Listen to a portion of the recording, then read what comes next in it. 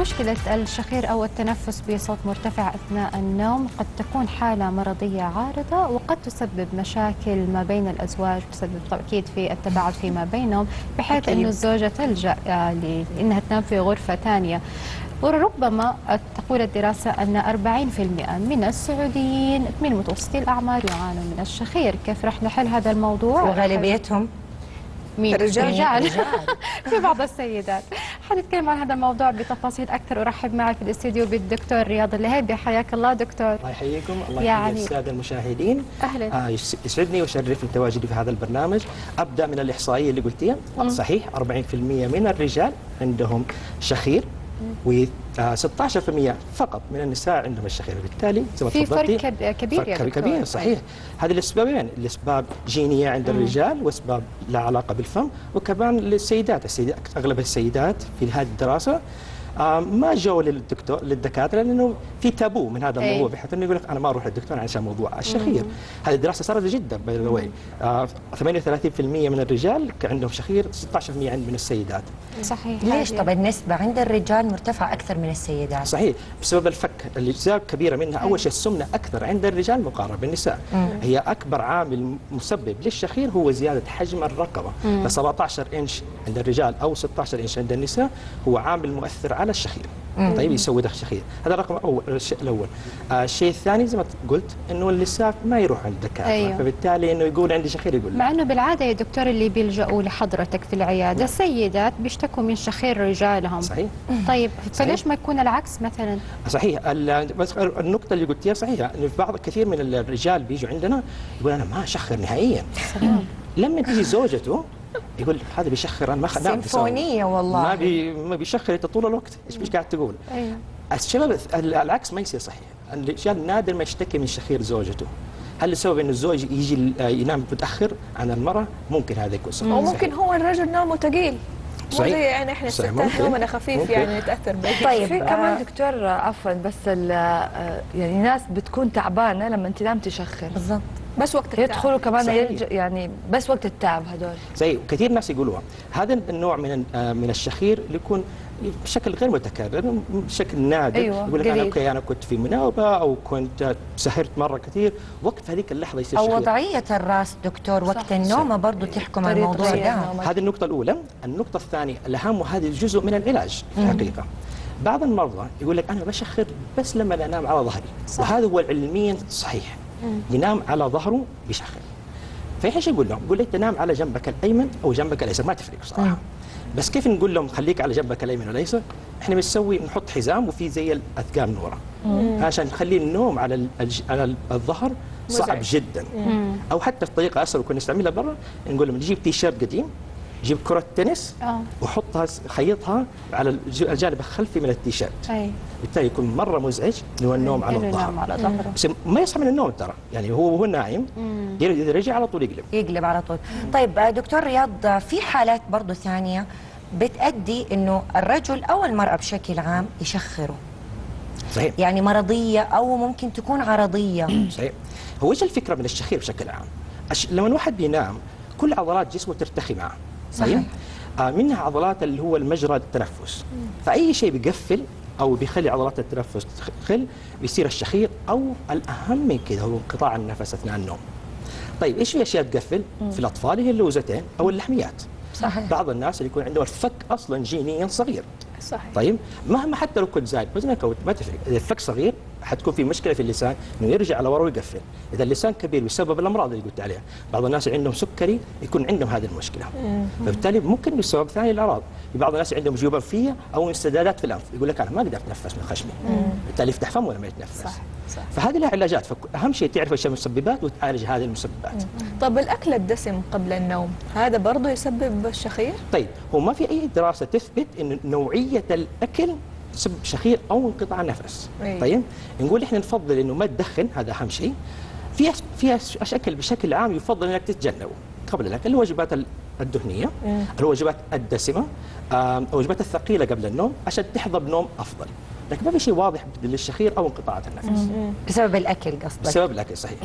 طب دكتور، الشخص اللي بيشخر نعم. وبينام كويس يعني عارف انه هو مزعج، ما بينزعج من صوت شخير ومثلا ما في شيء بيضايقه في حلقه؟ صحيح. هو بحد ذاته ما ينزعج. اللي ينزعج هو شريكه او شريكته اللي بينام معه. ايش حتى في متلازمه، ترى متلازمه ايقاظ الزوج. ايش يصير في هذه الحاله؟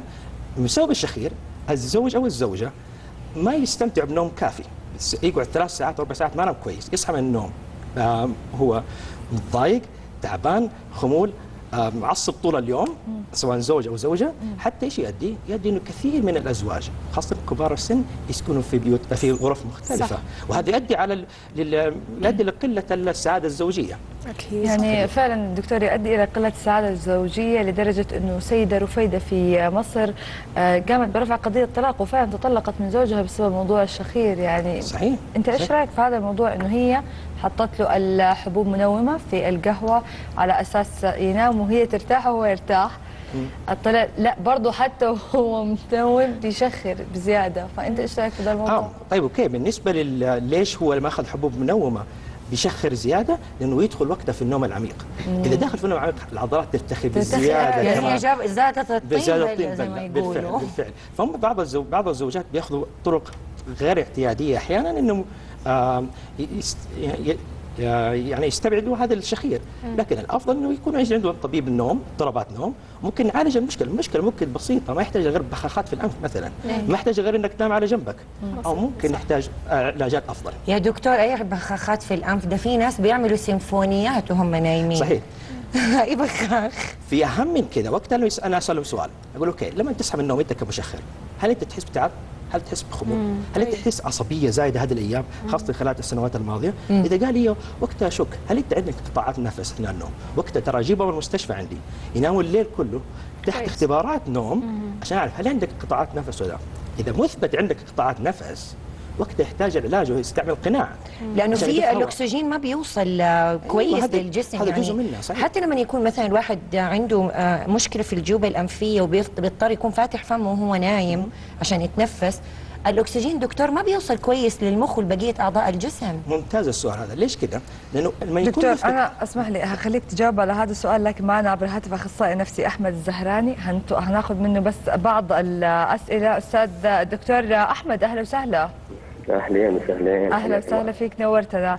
يعني زي ما سمعتنا انه احنا كنا بنتكلم على يمكن ازمه بنعاني منها جميعنا، سواء كان شخص بيصير مع هذا الموضوع او شخص متضرر منه، بس تحكينا عن الاثار النفسيه على من بيعاني من الشخير.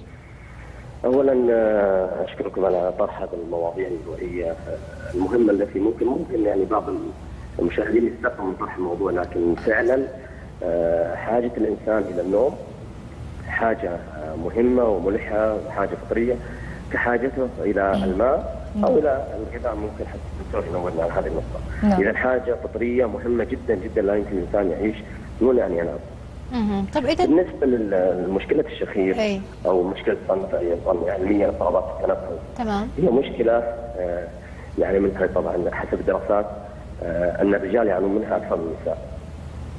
طيب بالتالي هذه المشكلة لها علاج ولها طريقة، بس ما لها مشاكل نفسية يعني؟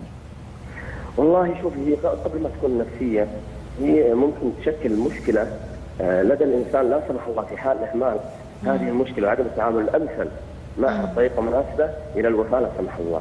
نعم. طيب دكتور، أما بالنسبة خليني أسألك هي من جانب نفسي عشان ندخل في صلب الموضوع أكثر. بنعرف انه الشخير بحد ذاته قد يكون مرضي وعرضي وغيره، لكن خليني اسالك عن علاقه الزوجين ببعض. يعني الضغط اللي ممكن تكون فيه الزوجه ممكن يعني فعلا يسبب الانفصال؟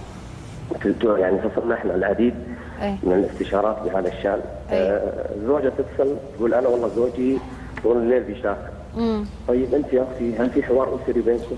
هل في يعني تفهم من هذا الزوج ام لا؟ تيجي بعض الزوجات يعني من باب الدعابه تقوم بتصوير هذا الزوج بالفيديو او بالجوال، فبالتالي يتضجر هذا الزوج وتحدث كارثه تحول وقت النوم الى حلبة مصارعه نظرا لهذا الموضوع. صحيح. عدم قدره هذا الزوج الى النوم بشكل طبيعي او انزعاج هذه الزوجه، لا سيما اذا كانت المراه موظفه تتوجه الى العمل وهي في حاله ارهاق بدني نفسي اضطراب حاد بالمزاج، نظرا لعدم حصول الجسم على القدر الكافي من النوم.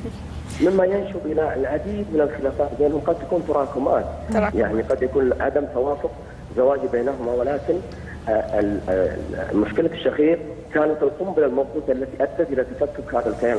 صح، لان هي تشعر انه هي مش طايقاه، يعني قاعد لا يريحها في نومها ولا في قومها، طول الوقت هي قاعده تحت هذه الاصوات العجيبه. طيب كيف؟ هو الموضوع ما يحتاج يعني عارف من المتسبب، هل هو الرجل او هل هي المراه. احنا نقول يجب عليك انت كانسان ان تحمي نفسك انت من اجل ان تبقى على هذه الارض. صح. وتبقى حياتك في حياه سليمه. يعني الانسان اذا ما نام بالقدر الكافي حدث العديد من المشكلات، لكن عدم التفهم او احيانا مرحله انكار وجود المشكله وعدم اللجوء للشخص المختص حتى يتم تشخيص الشخص صحيح وطرح العلاج اللازم، نهايه المشكله تكون باذن الله سليمه باذن الله. اكيد. الاخصائي النفسي الاستاذ الدكتور احمد الزهراني، شكرا جزيلا لك. دكتور رياض، نرجع نكمل الموضوع اللي كنا بنتكلم فيه قبل المداخله. كنت بسألك بقول لك انه فعلا لو كان في مشكله صحيه وتأثر انه الشخص ما بياخذ الكميه المناسبه من الاكسجين وهو نايم وبيتنفس، ايش ممكن تسبب اضرار وقديش تكون تاثيرها على الجسم البشري ضار؟ صحيح. المضاعفات هذا سؤال مهم طبعا. احنا قلنا احنا الشخير كعرض لمرض اهم اللي هو انقطاع النفس اثناء النوم، هذا المرض الاهم لانه هذا يؤثر على الحياه، يؤثر انه قد يؤدي الى امراض اخرى، اهمها جلطات القلب، جلطات المخ، يسوي طبعا هو عامل مهم للدبريشن اللي هو الاكتئاب، القلق، ارتفاع ضغط الدم. فهذه الامراض المهمه لازم احنا اول شيء نقول ما عندك قطاع نفس قبل نقول بس هذا شخير لحد ذاته. فهذه مهم، عشان كذا اقول انه طبعا تابع الامراض هذه. يعني انا يا دكتور اعرف بعض الزوجات ما يعرفوا يناموا من غير ما يسمعوا صوت شخير الزوج. اتعود مسكينه والله. اتعود والله، اعرف ناس زي كذا يعني مو قاعده زي احنا زمان تتذكري كنا نحب نسمع صوت المكيف هذاك. هو هذا نوع من انواع المكيفات. هي كان نفس الشيء حبيبتي. صحيح. طيب الدكتور رياض اللي هي باستشاري امراض النوم، شكرا لك وشكرا على المعلومات القيمه اللي اعطيتني هي، واتمنى انه الله يصبر كل وحده زوجها. اللهم امين. اكيد. مشاهدينا فاصل ونواصل.